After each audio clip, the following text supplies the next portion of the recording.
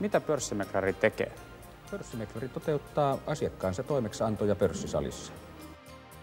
Arvopaperilehden aloittaessa Suomen sijoitusmaailma oli kovin erilainen kuin nykyään. Se syntyi jäsenlehtenä meille ja tarkoitus oli tietenkin opettaa tai kertoa ihmiselle, että miten pitää sijoittaa, jotta se onnistuu. Ja ehkä malli tuli Ruotsista, missä oli tämä Aktiespararen. Millainen on pörssin tulevaisuus? Minä toivon, että se on valoisa ja olen vakuuttunut siitä, että se sitä tulee olemaan. Ei markkinatalous ilman arvopaperipörssiä voi toimia. Että niillä resursseilla me saatiin se kuitenkin elämään ja kehittymään jollakin tavalla, että sillä tavalla onnistuttiin. Eikä Kastematokaan ajattele, että sillä on joku tärkeä funktio, kun se myöhentää maata ja on niin kuin merkittävä agraarituotannon faktori, mutta se on ihan hyödyllinen elukka silti. Ja tämmöinen kiilusilmäinen spekulantti pitää markkinat liikkeessä, tehostaa niiden toimintaa. Se on kansantaloudelle hyödyllinen olento. Tulkoon niitä lisää. Kyllähän se oli osakesäästäjien käyntikortti. Toisaalta passiivijäsenetkin saivat jotakin.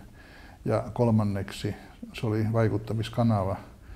Esimerkiksi osakeantimyynti, myöhemmin rahastomyynti ja niin edelleen oli pelkästään pankkien varassa. Me halusimme myös varotella. Rahaa on ja korot ovat mahtavat. Vapailla rahamarkkinoilla pankit maksavat tällä hetkellä lyhytaikaisista talletuksista 16, jopa 17% korkoa ja tallettajia riittää. Ongelma oli aina raha.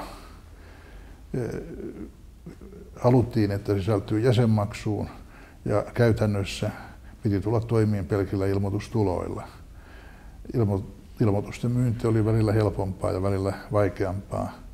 Siellä taitaa olla yksi voitollinen vuosi ja yksi semmoinen, jossa jopa lehden ilmestymistä jouduttiin siirtämään jonkun osakeanti-ilmoituksen takia.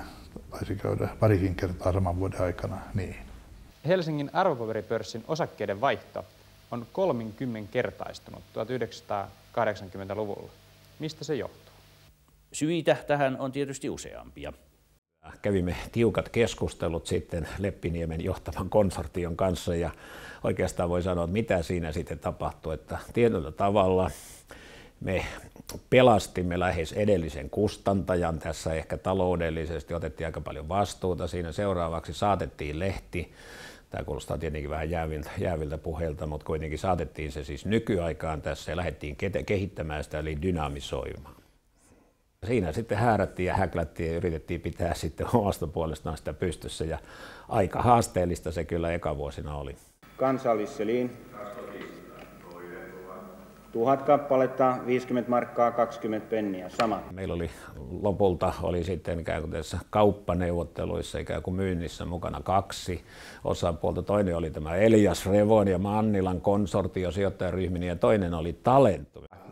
Kassassa oli paljon rahaa ja businessplani oli varmaan hyvällä hokistikilla Excelillä piirretty sinne ja kaikki oli siinä hurmiossa ja olisiko sitten mennyt pari kuukautta, jonka jälkeen suunnilleen kassa oli poltettu, tai ainakaan ei tiedetty kuinka paljon kassassa oli rahaa. Myyjä oli tuhannut kirjanpidon ja ei sitä asiakasrekisteriäkään oikein ollut. Kassakriisin partaalla keikkuva Benefon julkisti keskiviikkona jälleen tappiollisen tuloksen. Tulevaa pörssikehitystä arvioi kanssamme Conventum-rahastoyhtiön toimitusjohtaja Vesa Puttonen. Tervetuloa. Kiitos. Tässä finanssiuutiset tältä päivältä. Tiistaina uudet uutiset verkossa kello 14. Näkemiin. Siellä tehtiin myöskin innovaatioita, eli ei vaan satsattu vanhaan paperilehteen, vaan tuotiin varmaan ensimmäisenä talousportaali, oli netti-tv:tä, oli aamu-tv:tä, oli tämmöisiä aamutalousseminaaria ja sijoitusristelyä ja kaikkea muuta. Henkilökohtaisesti minun täytyy sanoa, että en ole kertaakaan vielä päässyt tutustumaan kyseisiin eroottisiin sivuihin. www.sex.com, joka on jäänyt mun täysin katsomatta, koska ne on kuulemma päässä ruotsalaisia miehiä, jotka siellä karvainen heiluu. Osoite oli väärä. www.sex/fi.com. Se oli aika pieni. Jos mä oikein muistan, niin meitä oli 6 henkeä suurin piirtein siihen aikaan lähtöön päälle ja levikki oli ehkä 3-4 tuhannen kappaleen välillä.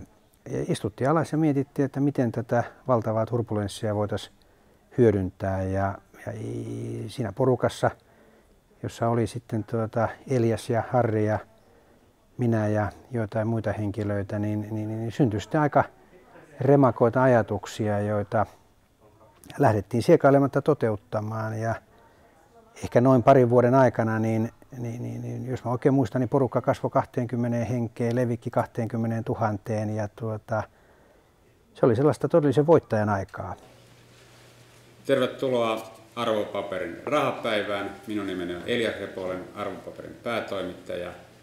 Rahapäivää Arvopaperi on järjestänyt kymmenkunta kertaa. Mulla oli ohjelmointiyritys Virossa vuonna 2000 ja Arvopaperi osti alihankintana jotain päivitystyötä palstaan. Se oli aika hauska tarina, miten me tutustuttiin silloin Asko Streihin, kun Asko tuli tekemään tarjouksesta Arvopaperin puolesta, että ostetaan mun yritys pois. Ja sitten Asko lähetti mulle jonkun erittäin virallisen tarjouksen. Mä lähetin vastatarjouksen, missä viimeinen kalvo oli Pet Shop Boysin biisi taustalla ja Jaguarin kuva. Ja biisi oli, että You've got the brains, I've got the looks, let's make lots of money.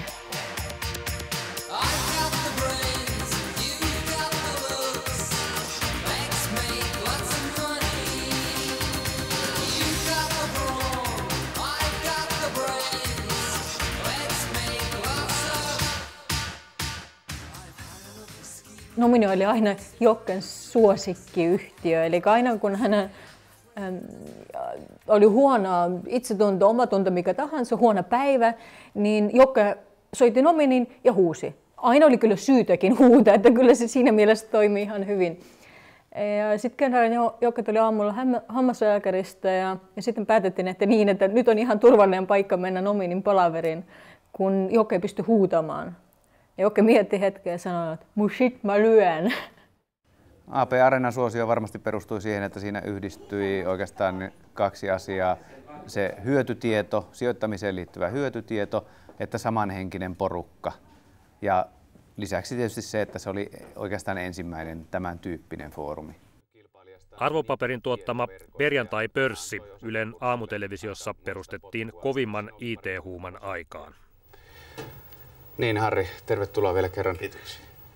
Tuossa kaupan yhteydessä Saunalahti ilmoitti pyrkivänsä 5 suurimman eurooppalaisen internetoperaattorin joukkoon. Eletäänköhän Saunalahdessa aivan virtuaalimaailmassa vai pidätkö itse todella realistisena tällaista tavoitetta? Kyllä, me totta kai pidetään sitä realistisena, koska semmoinen tavoite itsellä on asetettu. Eli loppu hyvin, kaikki hyvin, että lehti on saatettu nyt ikään kuin arvostetuksi merkittäväksi. Se on sellaisessa paikassa, jossa se voi edelleenkin kehittyä tässä hommassa. Unettomia öitä ja muistoja kyllä riittää siitä ajasta. Lopulta löydettiin niin omistajan näkökulmasta katsottuna ihan hyvä kotilehdelle ja kun mä nyt sitä katson, niin on aika vakuuttunut, että tämä entreprenööritoiminta yhdistettynä nyt sitten tähän nykyisen omistuksen antamiin mahdollisuuksiin niin on ollut oikeastaan valtava menestystarina.